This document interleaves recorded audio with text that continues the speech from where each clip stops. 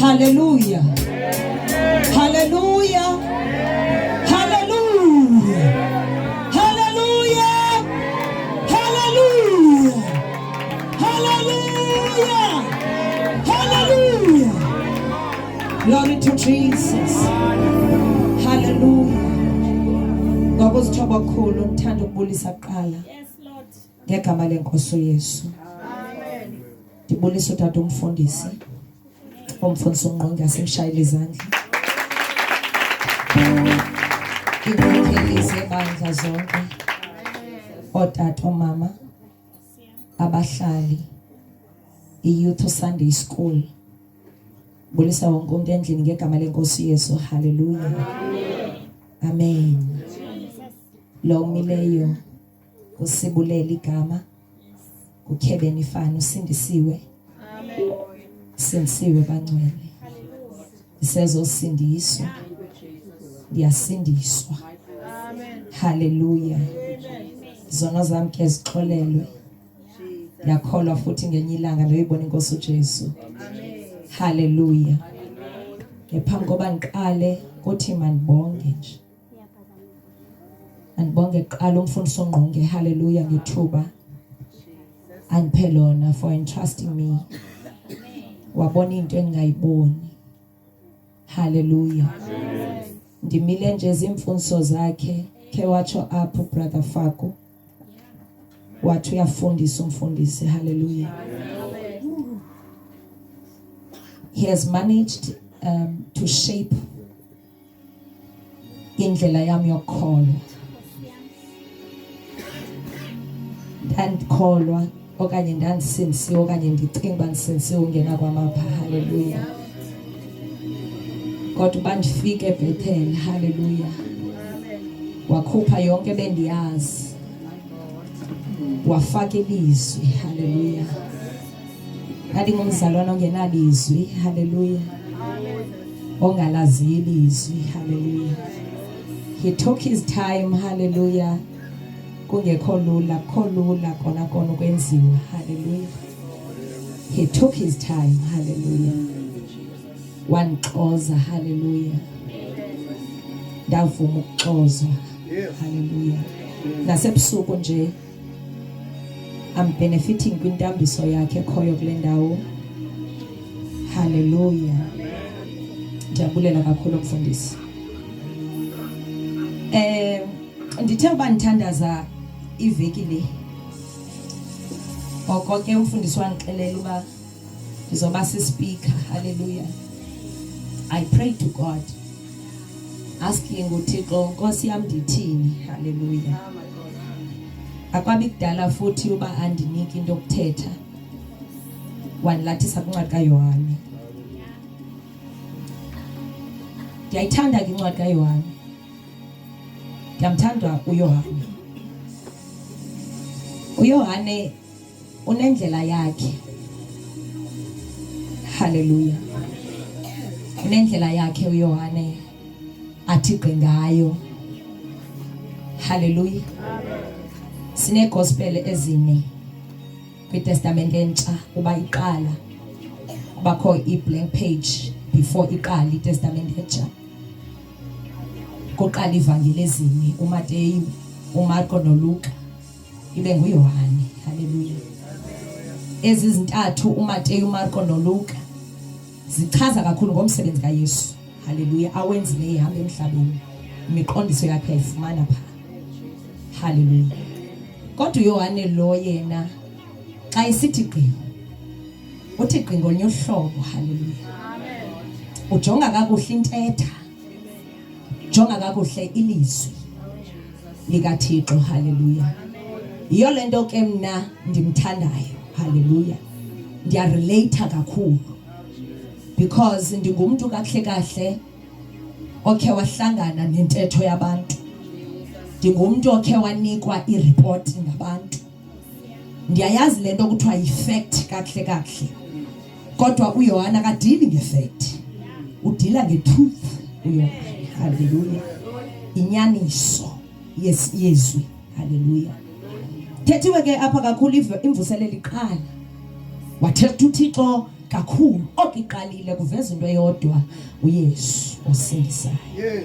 Asithethi ngenye into, asiphethanga nto iphathekayo. Asiphethanga ntambo manqashela, asiphethanga amanzi, asiphethanga oli. Kodwa siphethe into enamandla, siphethe uYesu. Ewe yena akabonakali ngeliso lenyama. Kodwa hayi ndixelele ngemisebenzi. Imisebenzi yakhe yona imisebenzi. Ibonakala abantu bekujonge festileni bebelizolo uyenyinto. Hallelujah. Kodwa uthi wamthatha uYesu. Bengekho abantu umthatha uYesu yedwa. Hallelujah. Thupolo sibonani izinto zakhe zisuke zabatsha. Siphethe uYesu onjalo thina. Asiphethanga ngenyinto, asithethi ngenyinto kodwa sithetha ngoYesu. Ubusuku bokuqala ungenile umfundisi. Hallelujah. Ndizama nomuntu obengekho torhwana ukwenzela uzosiva kakuhle. Ndifuna uconnecte kakuhle ngoba ndithe ndayijonga yonke imiyalezo ebilapha iyaconnecta nje. Umfundisi uthi xa ngena apha uthi Jesus the miraculous being. Hallelujah. Uba kuthethwa kanjalo. Hallelujah. Kuzanya uvusa umuntu ohleli phansi kuthiwa kuye noba ungenile emvuselelweni unento ubuyifuna kodwa icebo linye athatha Yesu ngoba ubuthatha uYesu uthathe lo mqondisi ufunayo. He's a miraculous being. Ufana kahle kwindlu ethi igcwele izimpuku. Hallelujah. Ube sowuthatha ikati. Hallelujah. Uyifake ngaphakathi endlini. Hallelujah. La kati leyana khonidi memeze ithi ngikhona. Hallelujah. Kodwa ngepresence yayo. Hallelujah. Ngoba ikho nje ikati impuku azigqothwa yenye kodwa sigotha bubukhona ba. Miraculous being. Wathatha nje yena ungayilandeli imiqondisi bukhona apha. Umfundisi besitsho kuba ivula esithi ungazilandeli into eziphathekayo. Awuthatha uYesu ngoba kuYesu uzolandela iyanyanzeleka. Funani tanci ubukumkani nobulungisa zaye zonke ziyakongithatha uYesu. Tshela umfundisi bayelapha wathi thatha uYesu a miraculous being. Wangena ubrother Faku kusuku lwesibini wathi Jesus is God. Wayikhili oneness of God. Ngoba ingxaki kahle into yomzalwane ongamazi uThixo amkhonzayo. Ingxaki uhamba endleleni uthi uhamba nje endleleni awuzazi uhamba nabani. Umfundisi wenza umzekelo apha ezinsukwini uthi kukwindoda eyakhe yabuzwa igama kwathiwa ngubani igama loThixo wakho wathi nguthi kuyingozi ungamazi igama loThixo wakho. uYesu ngenye ilanga uyancokola nabafundi bakhe kuMateyu 16 haleluya ku13 uyavela uthi abantu bathi ngibani. Uthi bathi ngibani abantu. Zikhawuleze ezantu abafundi bakhe zithi kuthiwa nguYohana uMbhaptizi athi kuthiwa unguEliya athi alright amamele athi okay ndivile kodwa nina nithi ngibani. Thetha naba bahamba naye aba bambonileyo aba bekufanele ukuthi bayamazi ubuza nina nithi ngibani. Mamela ndiyayicinga nje uba ukhona upause owakhe wenzeka because kuthi gqi uSimon Petros kuphendula yena yathi iBhayibhile iveza ngababom into ba ithi nguSimon Petros owaphendula kuyabonakala ikhona igap eyenzekayo besa discoverisha uba kanene sizawuthi ngibani lona kodwa uPetros wathi wena unguKristu unyana woThixo ophilileyo. Jonga ungayihambi inkonzo kodwa funa uYesu mazi uThixo ohamba naye apha ko54 sisangenyinto sizomemeza sizomvakalisa indoda ogama linguYesu. Othi xa thetha kuye uYesu Petros noyolo le uyithethayo awuyikhilelwanga inyama negazi uyikhilelwe ngubaba. Lento yokumazi umfundisi uba ndisondela kuwe yayicinga nje it's a mystery, it's a miracle lo ukumazi uba ubani. Abantu basakhangelana imiqondiso kanti even ukumazi ukuba ngubani ngumqondiso owoneleyo yena uwodwa. Into ukuthi ndiyamazi igama lakhe nguYesu ngumqondisi wodwa. Hallelujah. Yangena umfundisi uNtsomo usuku lwesithathu uba engena apha uthi Jesus the advocate. Hallelujah. Inkosi yami siyathethelela ngumthetheleli kwincwadi kaYohane wesibini isahluko ngo2 verse 1 ithi we have an advocate, the Father Jesus Christ the righteous. Hallelujah. Sinomthethelelo nguYesu. Uthi kwincwadi kaYohane 14 verses 16 uthi ndiyakucela kuba anini kumthethelela. Hey Nkosi siyathethelelwa bangcwele. Yabona xa unaye umegephini umendaweni yakho so ufakwa mani igama lakho lifakwa ungekho kuthethwa izinto avesa ngilento sithi advocate sithetha ukuthi uyame endaweni yakho uYesu aphendule endaweni yakho awuthethanga umfazi owayeqhweqeza ngenye imini bathi besiza kuye befuna uYesu athethe ilizwi uYesu wavese wangu-advocate wathi ngenye indlela siyathethelelwa nguYesu sizoveza lo Yesu njalo nokuba ukhona apha usendaweni oyiqondayo kakuhle usecicini into zakho ingathi zingathathwa ube kanti nasemsebenzini kukhona izinto ezithethwayo thatha uYesu hayi thatha uYesu ku-advocate lo khona ubrother Msindisi apho ke wama ngenye ilanga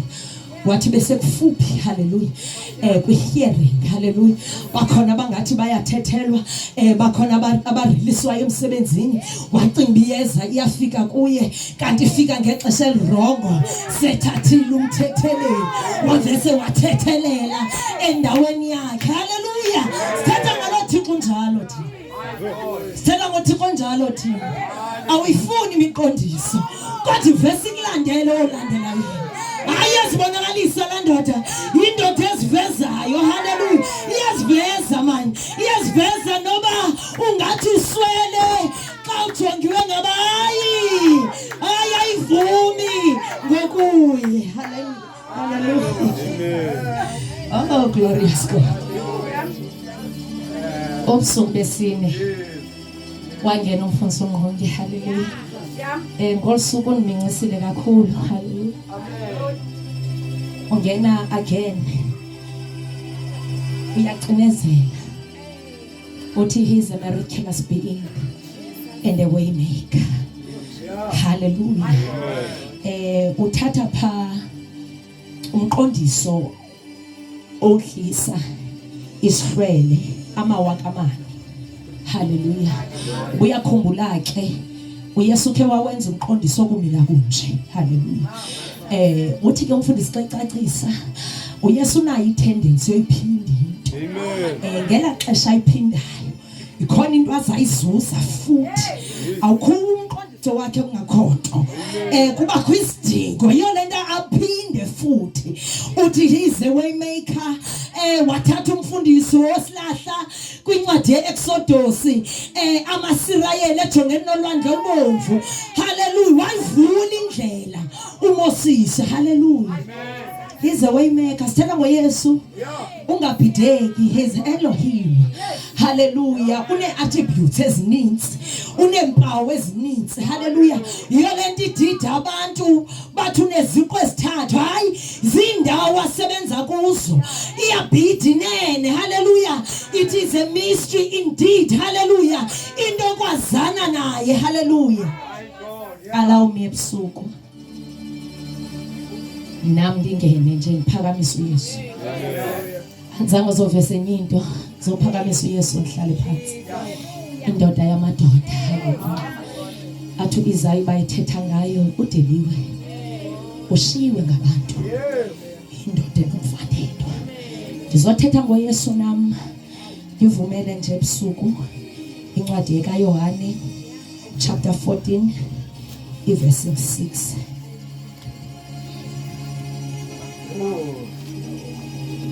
mighty God.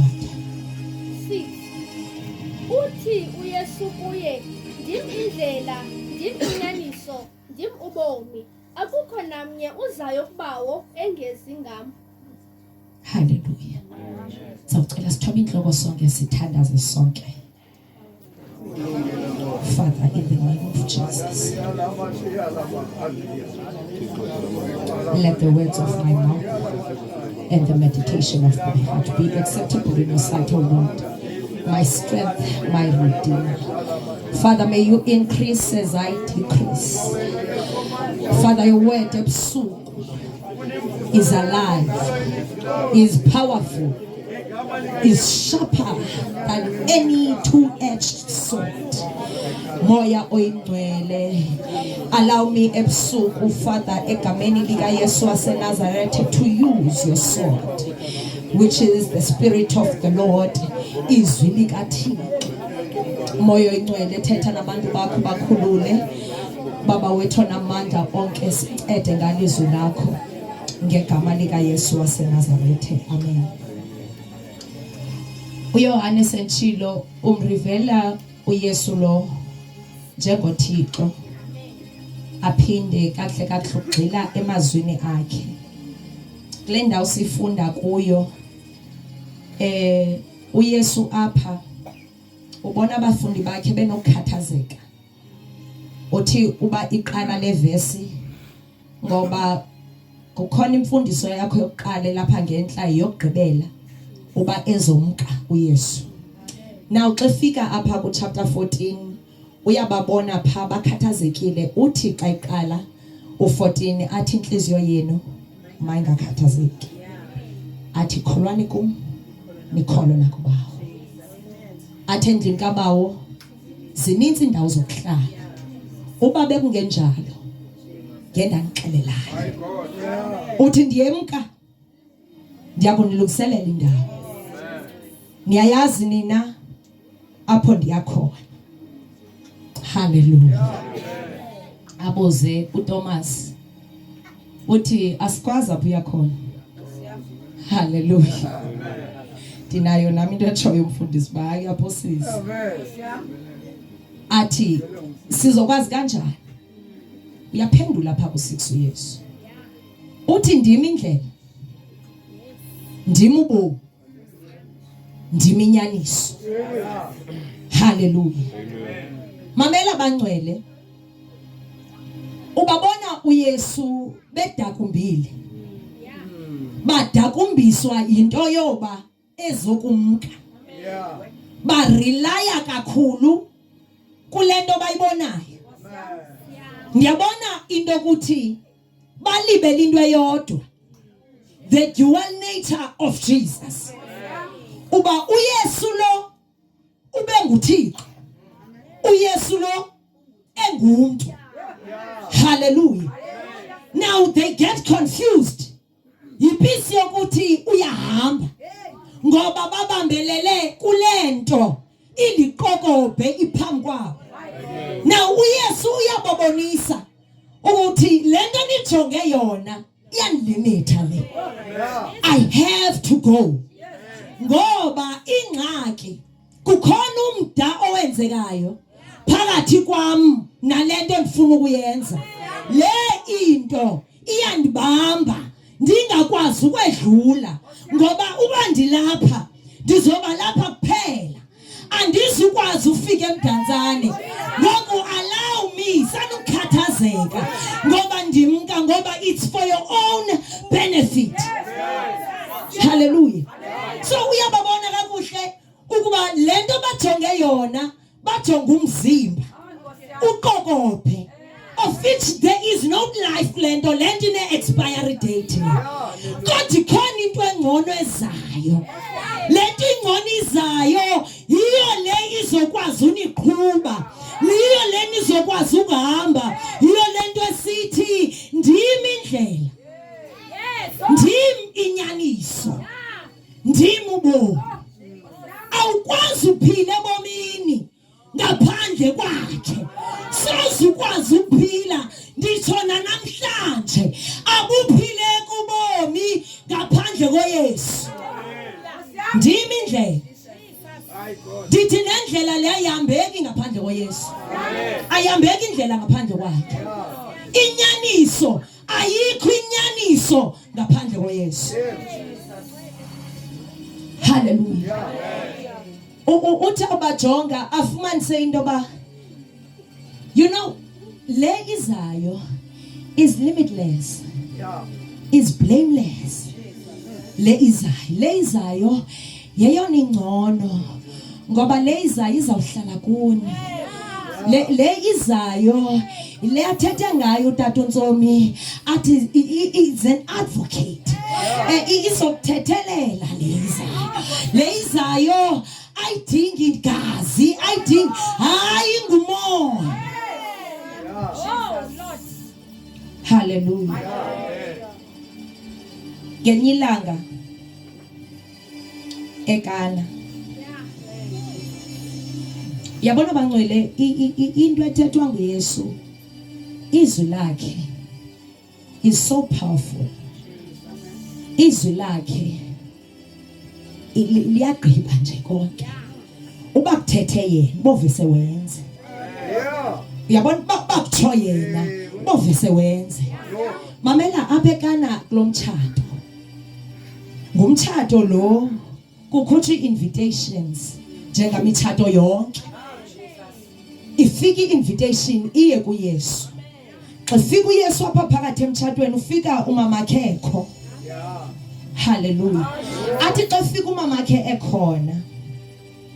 Umamakhe ran to Jesus. Abesesithi iwayini iphelile.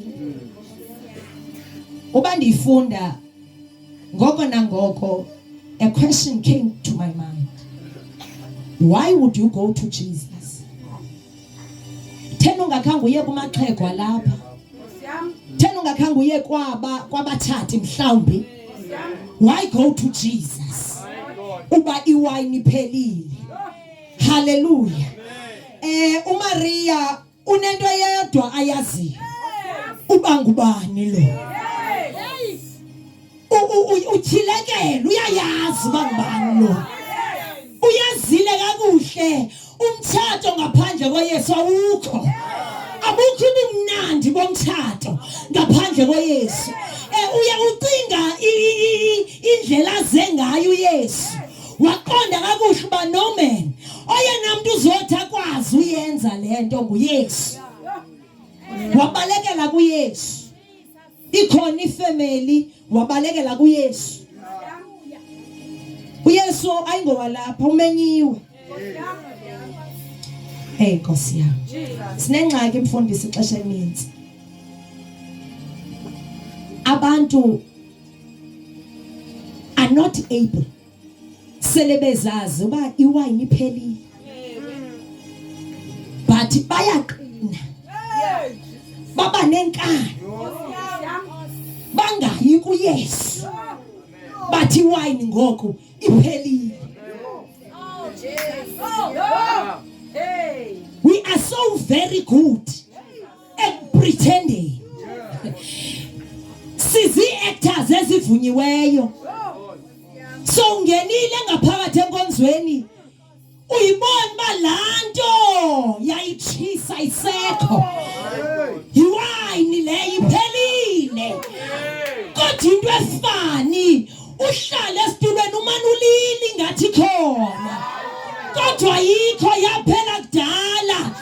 Woyiswa kuhamba ubheke kuYesu. Uyothi iwayini iphelile. Uzive kwi-worship team uhlabelela. Hayi kanti ayikho iwayini. Uyahlabelela nje. Kodwa uMaria sifundise ebusuku ukuthi uyakwazi uthi kuphela kwayo. Ubalekele kuYesu. Ungabalekeli kwenye indawo. Ubalekele kuYesu. Ngoba uncedo lwethu lufumaneka kuYesu. Umtshato uthi ukuze ube mnandi ngewayini. Iwayini ifumaneka ngoYesu. Hallelujah. Immediately ngoko nangoko uba etshilo uYesu uthi yintoni nami nawe? Uthi xesha lamakafika jonga still akatatazela uMaria. Hayi akatatazela akabhideka ngoba wazinto. Hey Nkosi yami uyamazi ekuqalekeni. Ube ekho. Wathi ngoko nangoko wathi abafundi bakhe wathi listen uthi kwenzenzeni kwenza. Hallelujah. Ndizotsho nje ebusuku ungakulinga ube nenkani uba izwi lisithi enza kanje yenza njalo ngoba ilizwi linguye. Ilizwi linguye. Abukho ubumnandi ngaphandle koYesu. Ngiyafuna nje ukuphinda nditsho. Siphinde sijonge uYesu kodwa ufani. Sijonge apha kwincwadi yeExodus again. Lama Israyeli. ajongene nempi. Uthi ku-Exodus pha ezantsi, I think on 15 so uthi phaya uThixo kuMoses utheni ukhala kunje,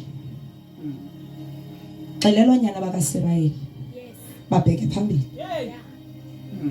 Kutsho ba utsho Thixo abe sedlula eyalela athi wena uyawuphakamisa isandla, intonga yakho yahlula amanzi. Akakenzi uMoses, kuthetha ilizwi, akabi khonto yenziweyo, usamxelela uba azenze kanjani, uzuzifundele. Uthi akumxelela yonke into, ibuye pha ku-21 ithi ngoko nangoko uMoses wayiphakamisa intonga, wabe seyolula, lwavuleka ulwandle, lwaba ludonga, bahamba emhlabeni omileyo. Ay man, ilizwi. Yabona, if ever ungumuntu othuba kuthethiwe, kuthethi ilizwi, ube ngumuntu oyivala ingqondo yakho, shem sozuzibone nezinto ofuna ukuzibona, nemiqondiso ocinga uyayifuna sozuyifumane, ngoba ilizwi lakhe lifuna umuntu who's obedient. uMoses wathoba elizwini. Thina xa sithetha sicinga nguMoses owavula ulwandle, kanti hayi, asingoMoses, lilizwi elavulayo ulwandle olubomvu. Into eyenziwe nguMoses kuyalela ilizwi. Ebusuku sithi uYesu yindlela, uYesu yinyaniso, uYesu bubomi. Sizothi thatha uYesu futhi thoba uzobona. He's a way maker. Indeed, he is a way maker. Uyayivula indlela kungekho ndlela, uyazenza izinto uYesu kwenzeke. Abantu abaninzi bacinga fanele ubomi obu bangakwazi ukuphila, kanti angekho ukwazi ukuphila ubomi ngaphandle koYesu. Forget. Abukho ubomi ngaphandle koYesu. Buza unyana olahleka ubucinga ndiyakukhanda. Ayiqala ngapha lento ye-timing. Ayiqala ngapha lento ocinga fanele uba uyazi, ingathi uyazi ngaphezulu koThixo. Ngoba xa kuthetha ilizwi kuthetha uThixo. Ayiqala ngapha lento. Unyana wolahleko ngabafana ababini uya kutatakhe.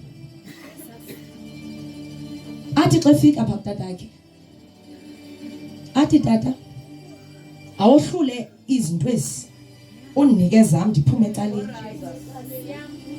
Ndiyacinga uba ngela xesha ufana nathi. Lowana ke ngumzekeliso, a parable. Le parable yenziwa nguYesu. Kuba khona ixesha apho uYesu enza umzekeliso ukwenzela uba ze i-understanding le yakho uthi uvile. Ukwenzela uba uzungabi nento othi kukho into endingayivanga, uthi uphosakele entweni. Uvala zonke ikona nge-parables, imizekelo. So ngumzekeliso lo awenzayo pha. Amen. Ncwadi kaLuka leya. Now uthi ndinike zonke into zami ndiyaphi. uYesu ndiyabona uba ujonge apha ku-2025. Wabona the kind of generation ezawubakho. Ngoba uThixo wethu, he foresees izinto. He know all things. Now uthi xa efika apha lo mfana kutatakhe awuthi ndinike into zami, anikwe futhi ngutatakhe. Ke wathi umfundisi apha, uyakwazi ba uye kuThixo ufike uthi kuThixo, Thixo ndifuna le nto. Athi uThixo hayi. Thixo ndifuna umfazi. Athi Thixo hayi. Thixo ndifuna umfazi wami. Athi Thixo hayi. Hallelujah. Thixo ndifuna umfazi wami ndiqala nomuntu ongiphekele. Athi uThixo ina.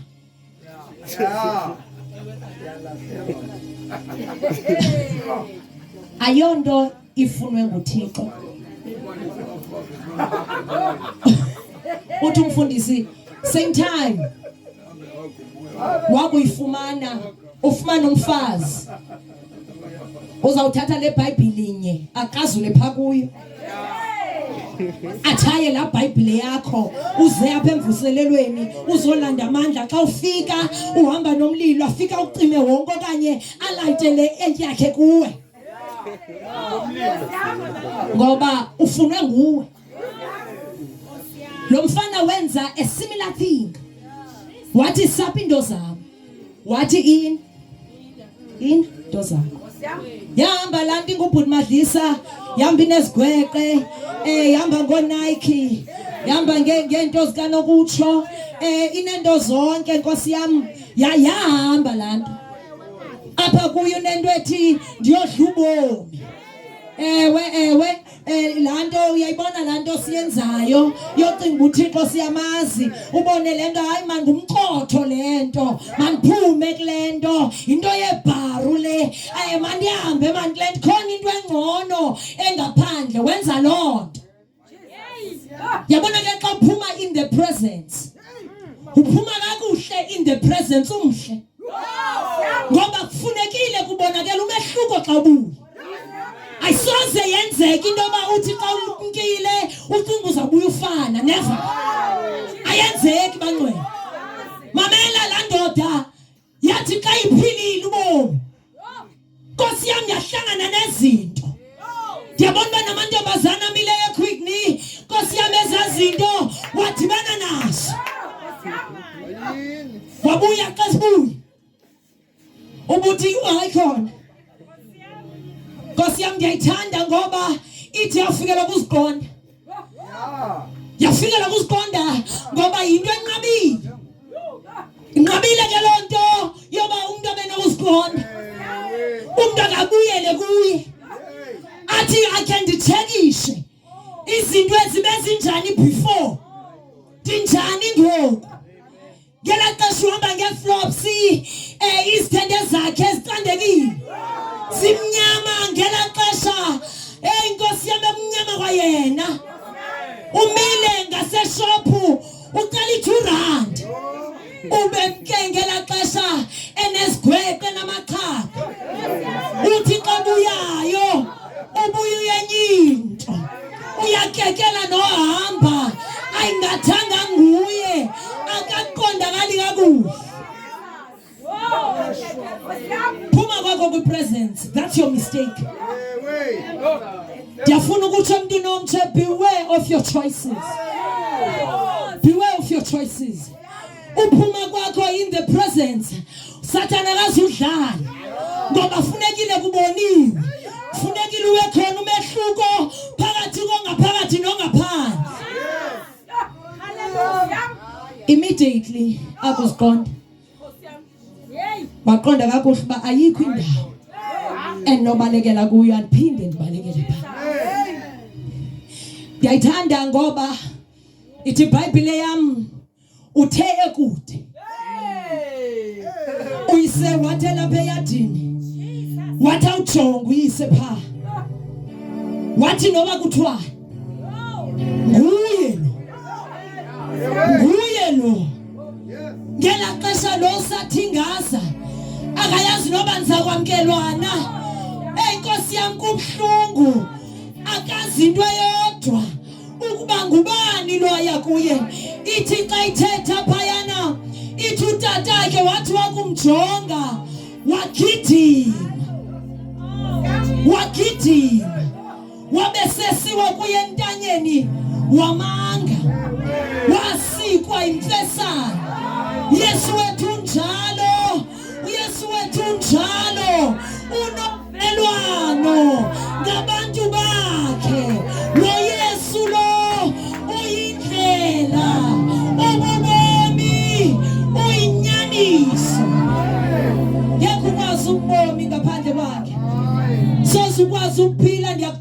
yes. Lo Yesu lo uzizinto zonke. Uba ubambe yena, ubambe konke. Mamela ndikuxelele, simile nje nathi akululanga. Kodwa simenge into eyodwa, that in him we live, we move, we have our being. Uba sikuyesu, uba sikuye. Umpostile uPaulos esithi ayisendim odlubo, kodwa ke nguKristu osele buhle. Mighty God, ebusuku sizothi thatha uYesu, ebusuku nzomemeza ndithi ukhona uYesu, ndithi uYesu yindlela. Apha ko-54 udinga uYesu, uhamba kwezi zitrato udinga lo Yesu, uthi uhamba etawuni udinga lo Yesu. Ndithi kuwe yinyaniso, forget iripoti oyixelelweyo, yifekthi le isengatshintsha, kodwa uYesu ebusuku uthi thatha yena, ngoba yena yindlela, uyinyaniso, ububomi. Abukho ubomi ngaphandle koYesu.